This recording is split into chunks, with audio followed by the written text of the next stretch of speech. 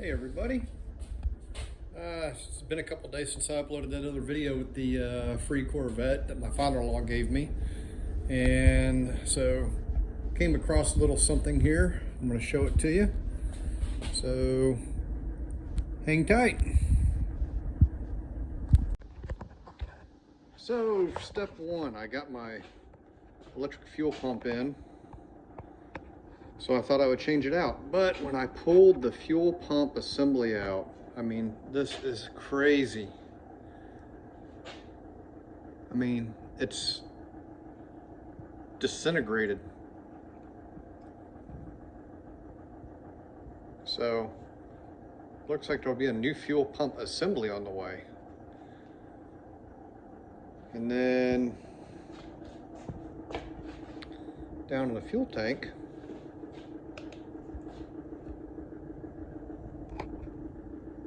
you can see what looks like. I'm going to try to do this in multiple hands. It looks like the bottom of the tank, doesn't it, with a little bit of rust on there? Watch this. This is a piece of dowel. I don't know if you can see it on the video too well or not, but what looks like the bottom of the tank is not the bottom of the tank.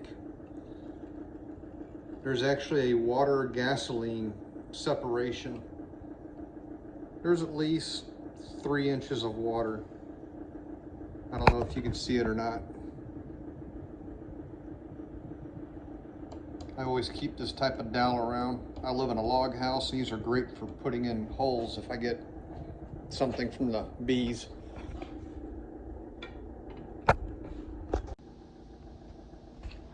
Did my first 5 gallons. Yeah, it's looking better in there. You can still see a layer of water. I'm not sure what you call that, other than nastiness. It's pretty nasty.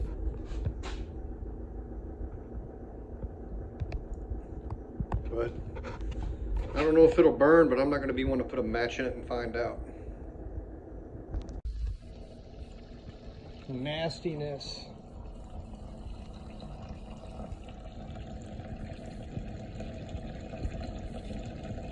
I'd almost bet you throw a match in here, it wouldn't even light. And this is like nasty water. We're still not into the fuel layer yet. So a few days have gone by, and I've been accumulating some parts pieces, a little bit of coolant, a crappy sponge to get fuel out of the fuel tank, or the last little bit anyway, thermostat. We always need some RTV, spark plugs, fuel filter. I love contact cleaner. I have an electrical background, so I go through this stuff like crazy, and it's been hard to find lately, so I actually got a couple cans. Fogging oil, some carb choke cleaner is probably the best I could find at the moment for checking my fuel injectors, some sea foam. That's for my tractor, not car related. Got a kit for the fuel injectors. Check the spray pattern. Fuel pressure regulator, some gaskets. Check out old and new. This is on eBay, about $150. It had really good reviews, so I went with it. So between that and the fuel pump that I already had, I should have a complete unit. Water pump. I've got some gaskets back here for the intake plenum. And I've also got some bearings over here for the tensioner pulley, I think it was. I saw a video and the guy posted some part numbers, so I went ahead and just ordered some things. If it's cheap enough, sometimes I just order it and replace it while I'm in there. So that's where we stand. Still got the dark hole. My garage stinks right now, so got to get some leaves out, clean up in here. It's kind of nasty. It was in the garage most of the time, but it did spend, I think, like a month outside, so got some tree leaves and things. And that was quite a few years ago. So I went ahead and put the battery in the car. I have it disconnected right at the moment, but I connected it for a little bit just to see what might come to life on it, electronics wise. Shockingly, when I turned the radio on, the antenna came up. I remember these things from the 80s, and they almost all were dysfunctional within a decade. So I was really impressed that the radio antenna still works on the Corvette. The windows go up and down. The heater blower works as it should. The one disappointing thing is it looks like I'm gonna have to get my gauges refurbished. I've looked up various videos on how to redo it, and I think for the trouble, I'm just gonna let somebody else do it. Unless, put in the comments below if you're looking and want to see me do it, put in the comments. We'll see what happens. That's not in my immediate future. So there's time for some discussion on that. Should I do it myself? I think what the actual problem is on this one is the, could possibly be the photovoltaic sensor. Because if you put a light on it, you can see numbers, but it doesn't get bright. And I was watching and reading on that, so it could be the photovoltaic sensor. Also, while you're in there, it might be a good idea to go ahead and redo the lenses. I forget the name for it. One of the things that didn't work was the rear hatchback release. It's inside the center console, so the hatchback has not popped up yet. These seats, I don't know if you can see in the video, it's like, I don't know if it's mold or just age. If anybody has an idea how to clean that for the time being, I'd appreciate it. Good product. I tried some Windex and some light cleaners, so I'm not trying to use bleach on the seats, but I mean, odds are, I don't know if I mentioned it before, that I'll probably be replacing the carpet and replacing the seat covers. Get a little bit of that smell out of the car. So, I don't know how much I'll get done today, but I guess it's time to get started on this. So here we go. We got the fuel tank cleaned out pretty good. You can see black plastic down there. I think that's plastic, feels like it. So a little something I figured out was a little bit of a mess right there, but I'm not sticking my arm back in there again. My elbow is already raw. Like if you get a little spot like that, that's not real. It looks worse on the phone than it does in person. But the whole bottom was covered like that. And I had one of those brilliant little ideas that if we use seafoam to clean our fuel systems or carburetors, anything that's been gummed up for a while, if we were using seafoam, so why not pour some of that in the gas tank by itself? So I poured half a can in it. Originally bought this to put in the fuel tank with the first 5 gallons of premium fuel just to help ensure everything gets cleaned out. But watching some videos or listening to some videos on YouTube while I work. But anyway, that stuff broke it down great. So now, get this thing built, get some room on my workbench again, and get her installed. After I install it, I'm not going to be trying to start it right away. I'm going to leave the hoses off of it. So that way when I get the fuel filter off, and then the fuel lines off in the engine for the fuel rail, I can blow these lines out and make sure they're not clogged. I really wanted to make sure the fuel tank was pretty clean because, as many of you may notice, right here, you've got the first fuel filter. And that one, if it gets clogged up, it's a little bit harder to get to than the little cylinder filter under the car, which filters anything that gets past that. So we're making improvements, I think I'd say. Well, the fuel pump is in. Nice shiny stainless steel.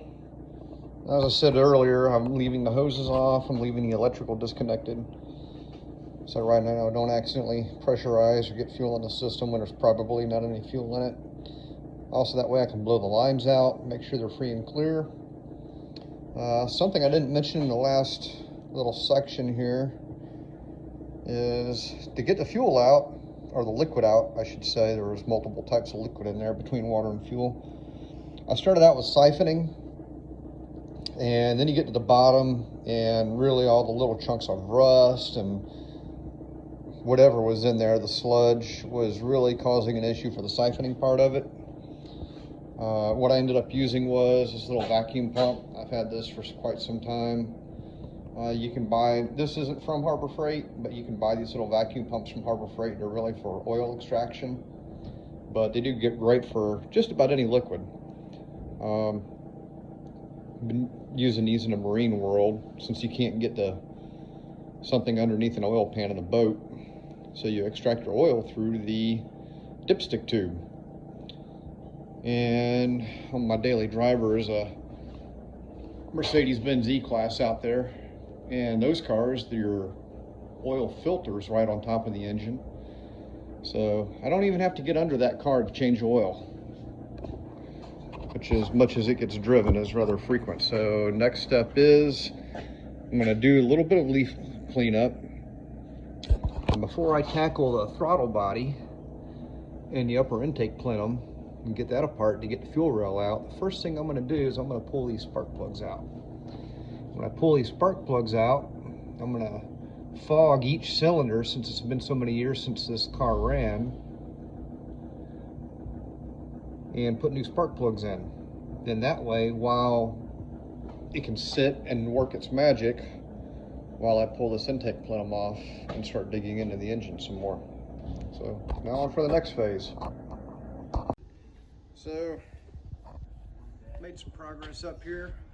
All the spark plugs are changed out, cylinders are all fogged, all that went out without a hitch. But see if you notice anything about this thermostat location. That, what looks like almost like a metal screw or wood screw, definitely not the right hardware. The thermostat housing I could kind of move around a little bit. Now I know why my father-in-law was losing coolant. Somebody did this, stripped out the hole, put some filler in it, and put almost what looks like a wood screw in, thinking that would hold. I'm suspicious about this being the right hardware as well. So I'm about to check it. I have to figure out if I'm going to drill, tap, do a helicoil, what. I don't want to have to replace this whole manifold. So yeah, that's what I'm into now. Fun. Here we are working on the thermostat setup. You see what happened was the bolt broke off part furthest inside the engine, and then he tried to drill next to it. Whoever did this last time, I know my father-in-law did not do this, but they had a kind of a family mechanic, not a dealership, but one of those side of the road mechanics. And I guess he's good at a lot of things, but this isn't one of them. Because there was basically a wood screw down that hole. And then this hole, the hardware wouldn't see it all the way down. I don't know if this is original. It looked kind of big. It's a I think it's an M10 by 1.5. I could be wrong on that, but I ran a die up it to clean the bolt off and tap the hole down further, because the bolt would not seat all the way down due to the length. So I was able to tap the hole down a little bit more, and I've tried it with the housing on. So what I've done here is, it's not as big of a piece of hardware, but I got really good bite. I was able to drill down a little bit without getting into a water jacket. Now I'm going to have a little bit of RTV on the threads anyway, just in case. And then for this to fit, I elongated that hole, and then this is actually Mercedes-Benz hardware, but everything in this car is metric anyway. but I get enough threads going down that it'll seat well on the for holding down the bracket for the thermostat. So just took a little bit of doing, a little bit of ingenuity. I mean, if this was a newer car, it'd be all about a new intake manifold, but it's got 195,000 miles on it. I'm not trying to put more work or money into this thing than I really need to just to get it running. After that, I mean, if it was a perfect runner or if it was a new engine, I'd get a new manifold, but in this case, I'm gonna go with this and see how it rolls. So anyway, on to the next item. How's it going, everybody? So we're gonna wrap this up. Got around to doing the fuel pump hoses. Before I put the hoses on, I also did the fuel pump, and while the fuel pump was, I'm sorry, not the fuel pump. While the fuel filter was out, I purged the main fuel line going to the fuel filter and then up to the fuel injection rail. I also purged the return line, which was a little bit dramatic. I ended up spraying a little bit of fuel clear across the garage.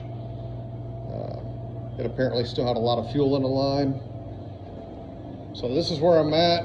I'm pretty much just waiting on fuel injectors to get here. So if you remember earlier in the video, I mentioned the housing for the thermostat. That is in place. Got a little bit of fuel come out. I know it's dirty. It is an old engine, 195,000 miles. So it'll be next weekend before I get around to the fuel injectors. So I bought a kit where I could test the fuel injectors out. And it's one of those kits where you plug it up, then you can hook up a spray can of something like carburetor cleaner to it. It comes with the fuel injector plugs, so you can put voltage on it with it pressure on it and then see what your spray pattern looks like. And this one just basically spit fuel out to one side.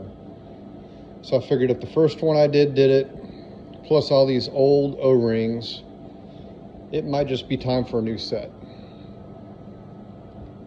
So new fuel injectors come in, I'll get everything put together and hopefully be able to start the car. If I don't have my fuel injectors in by Saturday, I'll go ahead and do this water pump, get that put in. That way I'll be full on water when I go to try to crank it. So that's where we stand with the project. Anyways, guys, if you like what's going on and you want to see more, have any comments, feel free to comment below.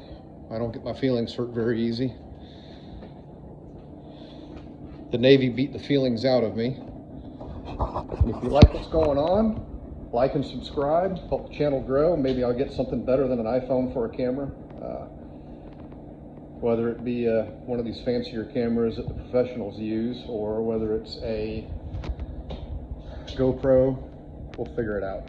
Anyways, I'm just getting started. I know there's a lot to be done on my part with the video and the editing, but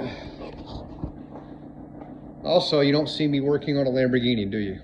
This is real deal for all of us. Thank you. Goodbye. How's it going, everybody?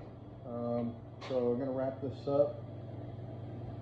Got around to doing the fuel pump hoses. Before I put the hoses on, I also did the fuel pump, and while the fuel pump was, I'm sorry, not the fuel pump.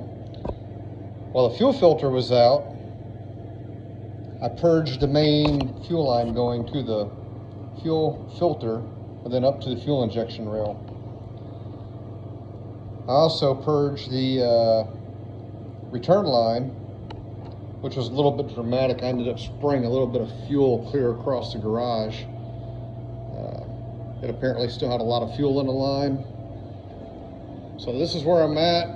I'm pretty much just waiting on fuel injectors to get here. So if you remember earlier in the video, I mentioned the housing for the thermostat. That is in place. Got a little bit of fuel come out. I know it's dirty. It is an old engine, 195,000 miles. So it'll be next weekend before I get around to the fuel injectors. So I bought a kit where I could test the fuel injectors out. And it's one of those kits where you plug it up, then you can hook up a spray can of something like carburetor cleaner to it. It comes with the fuel injector plugs, so you can put voltage on it with it pressure on it and then see what your spray pattern looks like. And this one just basically spit fuel out to one side. So I figured if the first one I did it, plus all these old O-rings, it might just be time for a new set. So new fuel injectors come in, I'll get everything put together and hopefully be able to start the car. If I don't have my fuel injectors in by Saturday, I'll go ahead and do this water pump, get that put in. That way I'll be full on water when I go to try to crank it. So that's where we stand with the project. Anyways, guys, if you like what's going on and you want to see more, have any comments, feel free to comment below. I don't get my feelings hurt very easy. The Navy beat the feelings out of me. And if you like what's going on, like and subscribe, help the channel grow. Maybe I'll get something better than an iPhone for a camera. Whether it be one of these fancier cameras that the professionals use, or whether it's a GoPro, we'll figure it out. Anyways, I'm just getting started. I know there's a lot to be done on my part with the video and the editing, but also you don't see me working on a Lamborghini, do you? This is real deal for all of us. Thank you. Goodbye.